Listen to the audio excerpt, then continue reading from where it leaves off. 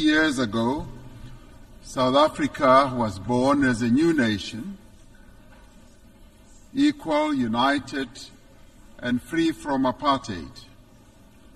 We adopted a new constitution as the birth certificate of our new nation. Our first democratic elections brought the tyranny of apartheid to an end, a system that this General Assembly had declared to be a crime against humanity. In adopting Resolution 2202A in 1966, as later endorsed by the Security Council in 1985, the United Nations was a beacon of hope in our quest for justice. The great wave of solidarity of the peoples of the world, led by the United Nations, turned the tide against apartheid. Today, democracy flourishes in South Africa. We have a progressive constitution, an entrenched human rights culture, and strong institutions. We have laws to advance equality and programs to protect society's most marginalized and vulnerable. We continue to transform our economy so that it is in a more competitive position to create jobs, to attract more investment, and that it should benefit all. South Africa is a party to global treaties on human rights, gender equality, children's rights, refugee protection, and environmental protection. A few days ago, South Africa also endorsed the pact that charts the course for a better future for global governance and towards the attainment of the Sustainable Development Goals. As signatory to the Paris Agreement, we are contributing our fair share towards the global effort and have a just energy transition plan to guide our carbon journey and climate-resilient development. Through the African Union, we are working to advance Agenda 2063. We're involved in mediation and conflict resolution across our continent and actively contribute to peacekeeping missions. Our political culture has evolved and it continues to mature. We have just held our 7th free and fair general elections since our democracy, paving the way for the formation of the government of national unity. 10 political parties have coalesced around a common agenda for economic growth, job creation, poverty eradication, and sustainable development. South Africa is in a new era, an era of great promise. In what some have called our second miracle, South Africans of all races have rallied behind the government of national unity. We are making headway in resolving some of our most pressing challenges. Our economy has started to improve, and investor confidence is on the rise. Our country's prospects look bright, and we look to the future with great hope. The South African story bears witness to the enduring role of the United Nations in global matters. In supporting our struggle, the United Nations affirmed the principles of the UN Charter, the fundamental human rights, the dignity and worth of every person, and the equal rights of nations large and small.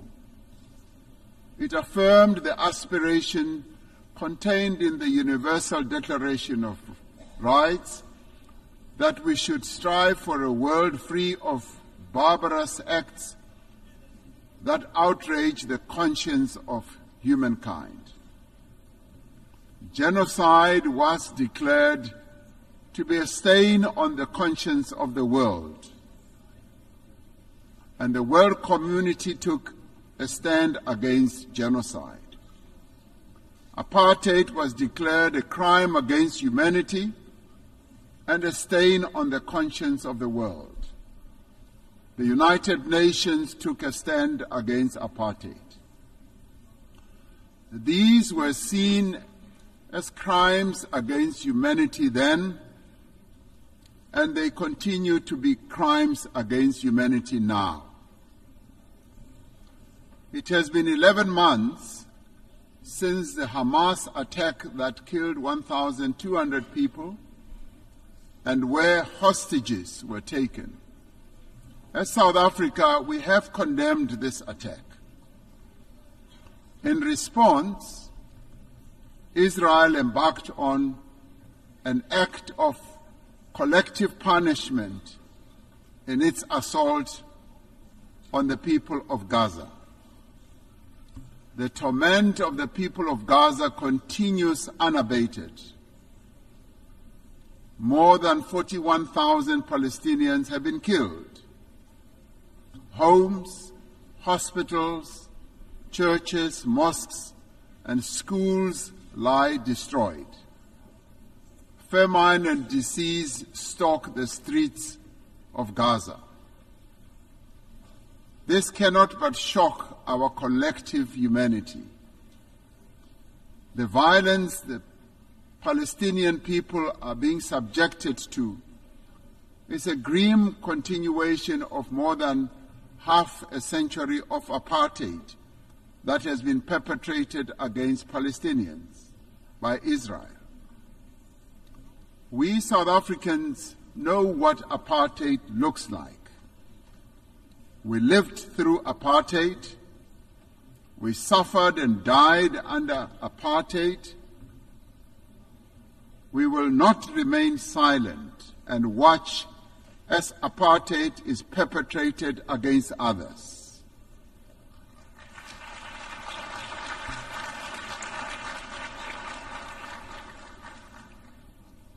Through the United Nations and the instruments it wields, we must end the suffering that Palestinians are being subjected to. We are called upon to uphold the principles of the UN Charter and to uphold consistently and in their entirety the fundamental tenets of international law. International law cannot be applied selectively. No one state is more equal than any other. In December last year, South Africa approached the International Court of Justice, seeking an order to prevent Israel from committing genocide against the people of Gaza. We did so in terms of our obligations as a state party to the Convention on the Prevention and Punishment of the Crime of Genocide. As South Africa, we welcome the support that a number of countries have given to the case that we have launched at the ICJ. The ICJ's orders make it clear that there is a plausible case of genocide against the people of Gaza. They further make it clear that states must also act to prevent genocide by Israel and to ensure that they are not themselves party to the violation of the Genocide Convention by aiding or assisting in the commission of genocide. We reiterate our call for an immediate ceasefire and for the release of all hostages.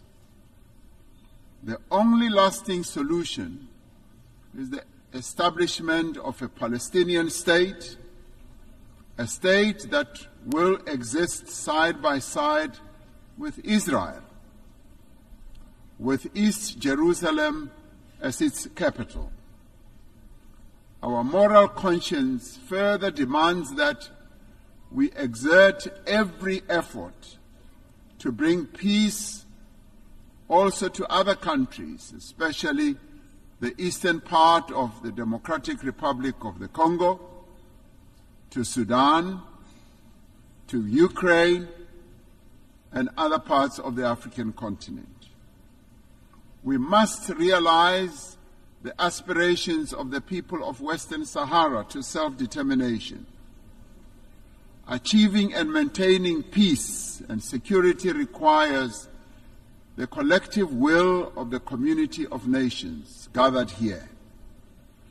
It requires that the UN Security Council should be a more representative body and inclusive. 78 years since its formation, the structure of the United Nations Security Council remains largely unchanged. Africa and its 1.4 billion people remain excluded from its key decision-making structures. This cannot continue. The Security Council has not fulfilled its mandate to maintain international peace and security. The UN Security Council must be reformed as a matter of agency.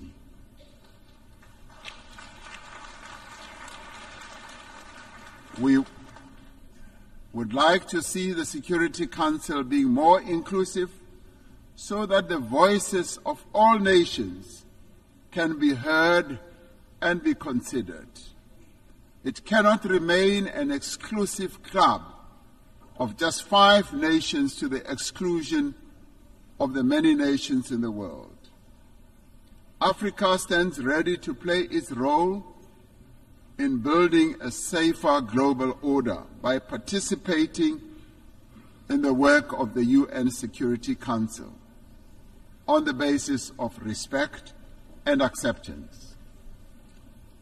The African Union and its member states are engaged in mediation, in dialogue and diplomacy across our continent to create conditions under which peace and development can take hold. There must be greater collaboration between the United Nations and the African Union towards resolving a number of conflicts and also in addressing the root causes of conflicts that continue to rage. Pandemics and endemics pose a serious threat to us all. We are concerned by the spread of mpox across the world and in Africa in particular. We urge the international community to mobilize vaccines and other medical countermeasures for deployment where they are most needed. Economic prosperity is key to sustainable peace. Through the Africa Continental Free Trade Area, we are establishing the foundation for a massive increase in trade and investment and infrastructure in our continent. The AFCFTA will further integrate regional economies and accelerate Africa's industrialization and economic growth. The climate crisis is now a full-blown climate emergency in the world. It impacts very devastatingly to both countries and citizens of many countries. Extreme weather, such as flooding, fires, and droughts, are becoming wreaking havoc on societies, economies, and the livelihoods of ordinary people. Despite being least responsible for climate change, developing economy countries, and particularly African countries, are bearing the brunt of what they did not create and are in the front line. As South Africa, we remain committed to contributing our fair share to reduce global emissions, guided by the principle of common but differentiated responsibilities and respective capabilities. We have adaptation and mitigation programs and policies in place and have passed a climate change law to further support our emissions reduction targets. It is essential that climate actions do not deepen global inequality or stifle the developmental aspirations of the Global South. The industrialized nations are not honoring their climate commitments, and we repeat the call for predictable and sustainable financing for climate action. We must operationalize the agreed-upon climate financing and capacity-building instruments to advance mitigation and adaptation. Pursuing sustainable development necessitates that those with greater means should support those who lack them. The world faces annual financing gap of some $4 trillion to achieve sustainable development. We call on better resourced countries to scale up their levels of support to developing economy countries. Debt is the millstone around the neck of many developing economy countries, stifling their potential and development. Debt servicing is robbing a number of countries of much-needed funds to support health, education, and social spending. South Africa endorses the United Nations Secretary General's call for the reform of the global financial architecture to enable developing economy countries to lift themselves out of the quicksand of debt. We must commit to systems for financing development that are more accessible, agile, and equitable. In 2025, South Africa will assume the presidency of the G20. We will use this important role to advocate for the peoples of Africa and all of the Global South, for their development and advancement. South Africa welcomes the adoption